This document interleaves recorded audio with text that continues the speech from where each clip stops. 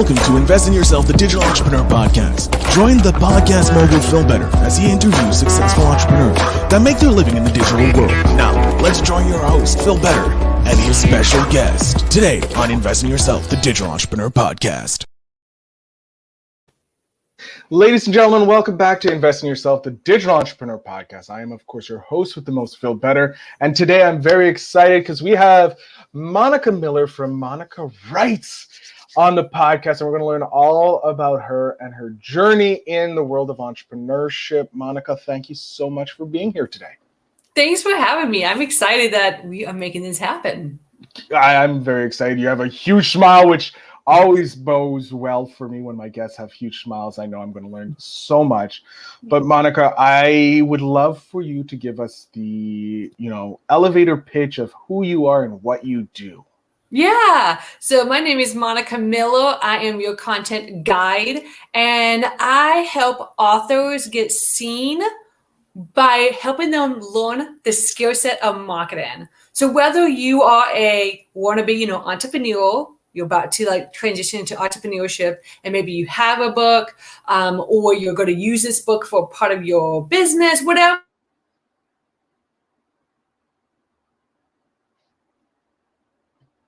I love marketing.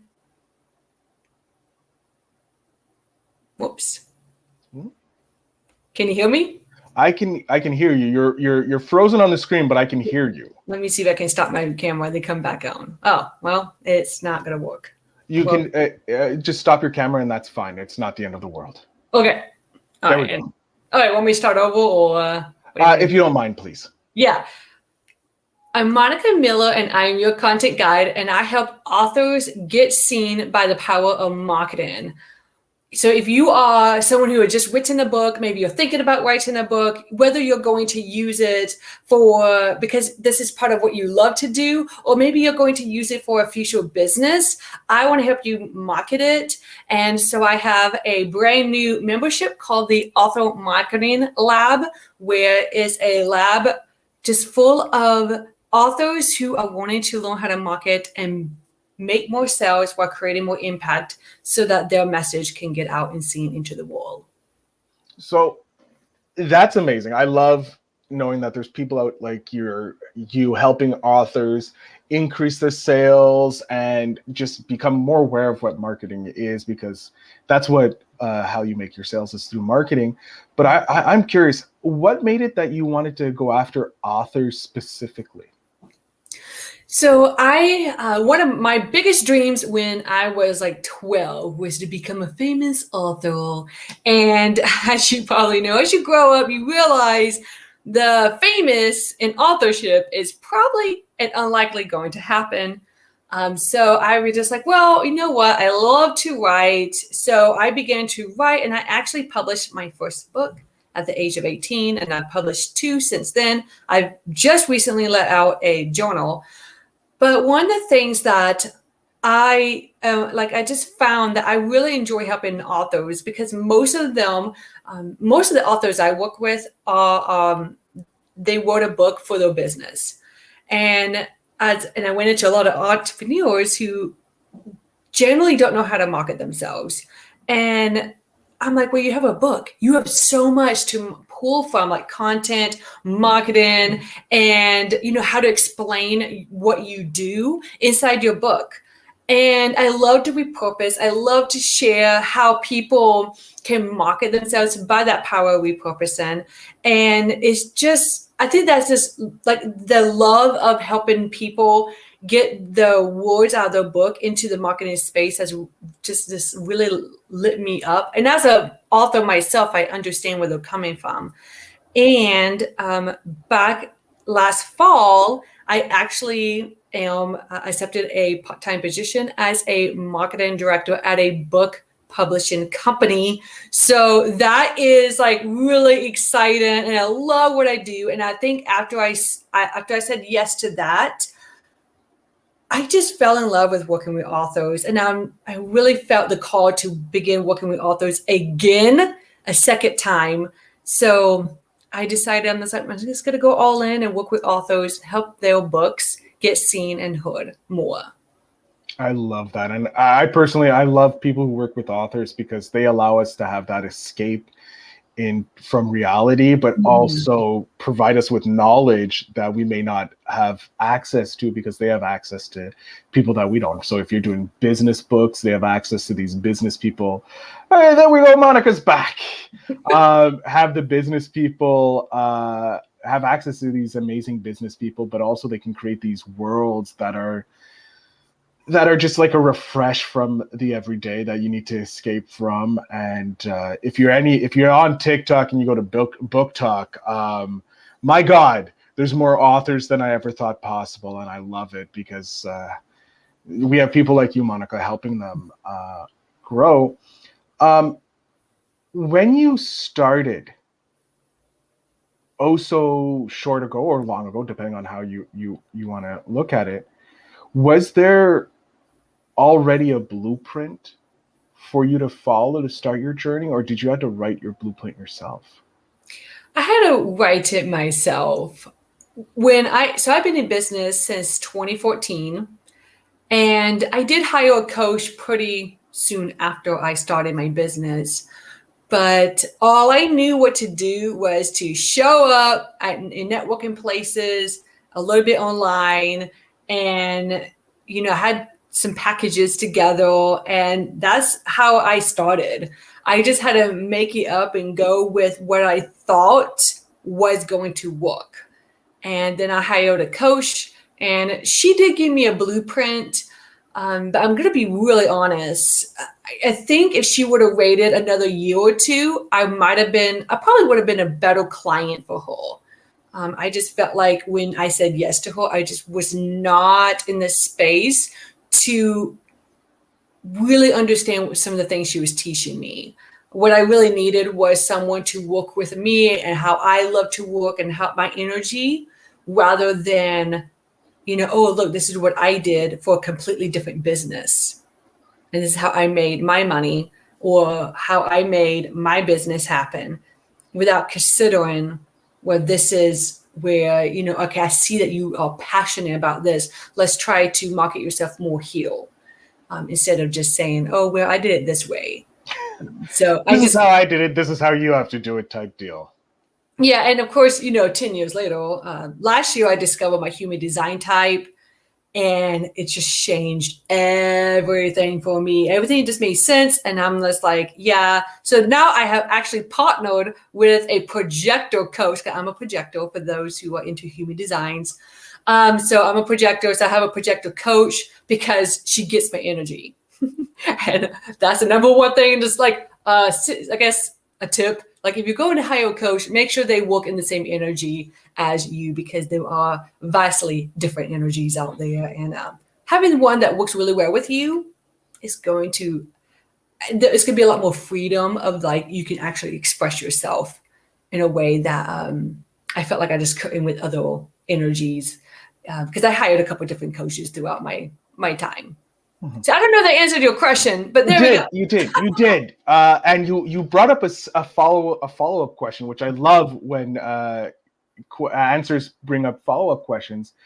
If you were to start all over again, if we snap our fingers, we're back in 2014, what would you do differently? Yeah. So to give you a little bit of backstory, when I started my business, I quit a part-time job I had and just went all in to my business. And I know, like, I think my husband let me, like, I borrowed like a couple $1,000s from our account to help me get started with my business. And one of the things I wished I would have done instead is to create that safety net of safety for myself as I transitioned, having some type of, part-time job or even an income. Because one of the things I did in my journey of entrepreneurship is, I joined a couple of different coaching programs that was way out of my price range. And I got into debt really quick, really fast, with no way of knowing how I'm going to pay off the debt. And I mean, I'm still paying off some of that debt, if I'm being, just to be honest and crystal clear, of just some of the decisions I made and the programs I got into. And so I really wish I would have just known how to regulate my nervous system with having that safety net.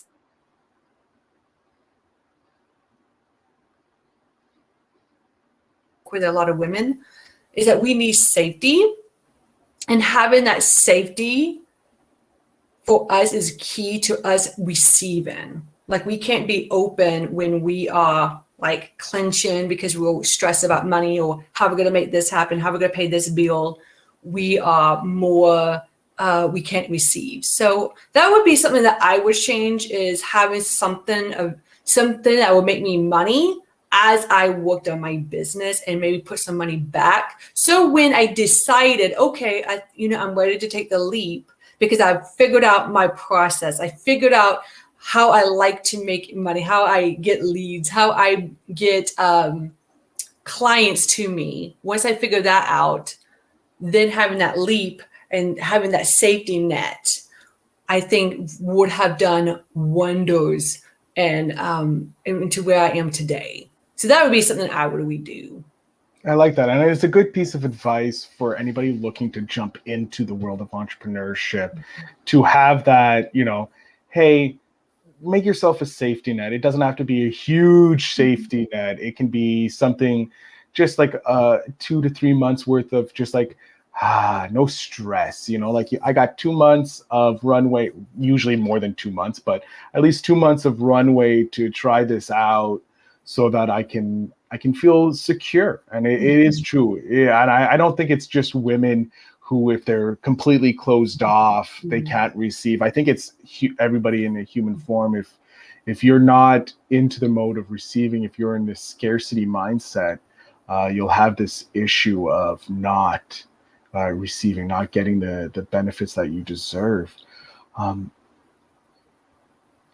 And now that we talked a bit about your past, I want to talk about your future. I snapped my fingers. We're 5 years in the future. Where's Monica? It's been since 2014. You've been in business. What is Monica doing 5 years from now? 5 years from now, I would love to be, working a few hours a day with my business. I'm kind of actually there now, but anyways. So even less hours now. That's what we're looking for. That's right, less hours. And one of the things I always see is like having a small team, not a huge team. I'm not one of those. I want to have all these team members. I just want like maybe a VA and maybe one other person in my business, to help me run my membership, and create, help me find speaking engagements. So, being invited to speaking, so I guess 5 years from now, I would like to see myself having paid speaking engagements coming to me, asking me, can you come and speak to our audience?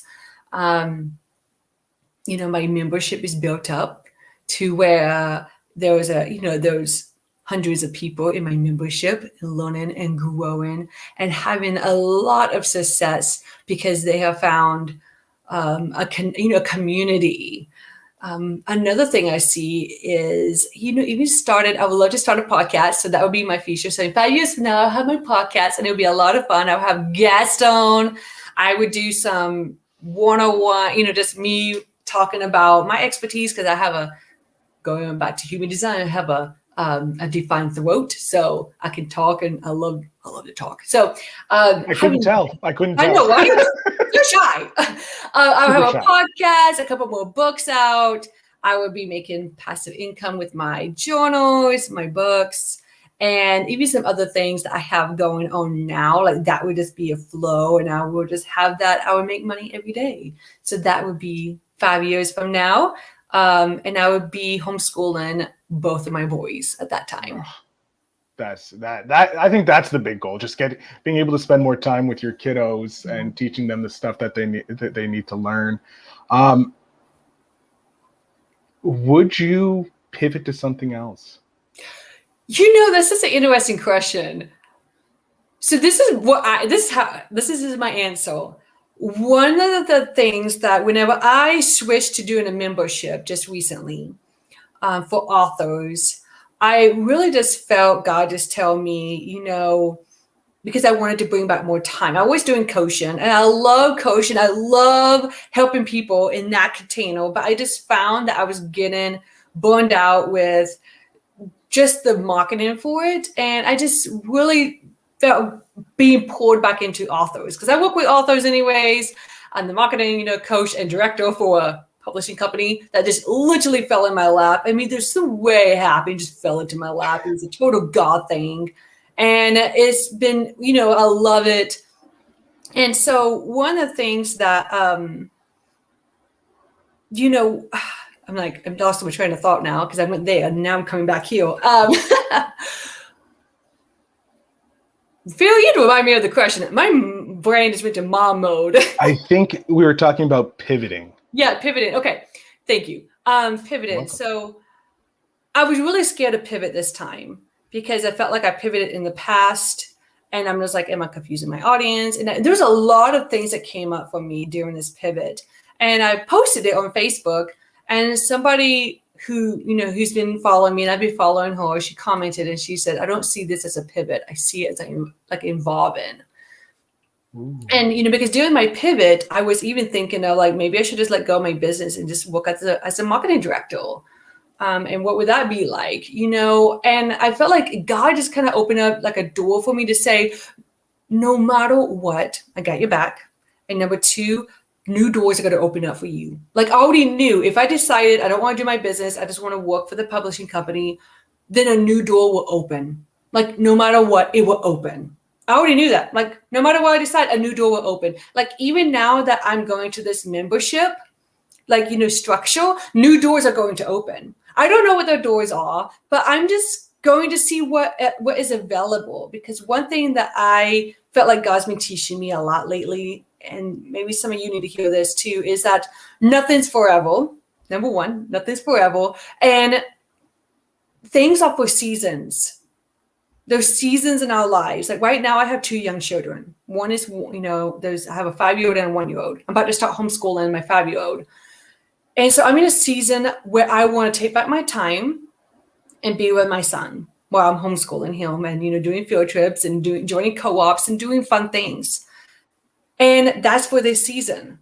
But in the next season, whenever that is, it could be a year from now, 2 years from now, I don't know. Whenever that next season comes, there's something new is going to open up for me. And I don't know what it is. So I don't know there's another like pivot coming, but there probably is because I think that's the journey. Like everybody talks about this destination, but I don't think that there is a destination for like per se. There's more of this journey, this beautiful journey that you can be on. And it's full of pivots, turnarounds, curves, ups and downs. And, wherever you are at is a season. So wherever you are at, you are in a season. It's not going to last forever. So just know like something new will open up for you, and to trust that process is harder than I make it sound.